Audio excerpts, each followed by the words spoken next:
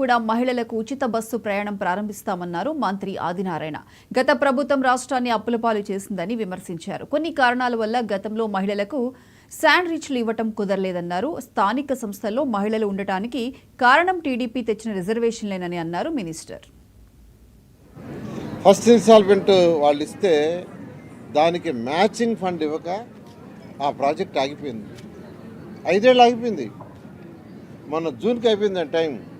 మొన్న జూన్కి టైం అయిపోతే వెంటనే ముఖ్యమంత్రి గారు స్పందించి కేంద్రానికి లేఖ రాసి మళ్ళీ ఆ ప్రాజెక్టుని 2028 దాకా చేసేట్టుగా తీసుకొచ్చాం.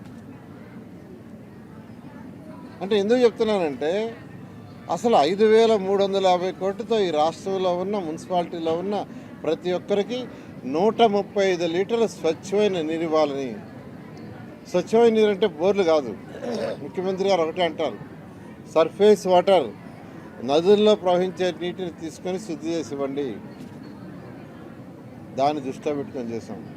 సరే, అది పోయింది.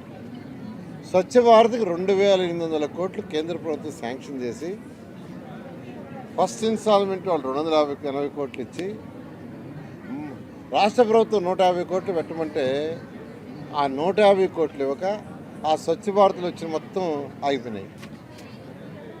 అంటే ఉన్న డబ్బులు డైవర్ట్ చేశారు. కేంద్ర ప్రభుత్వం ఇచ్చిన డబ్బులు కూడా డైవర్ట్ చేశారు. 15th ఫైనాన్స్కి మ్యాచింగ్ ఉండదు.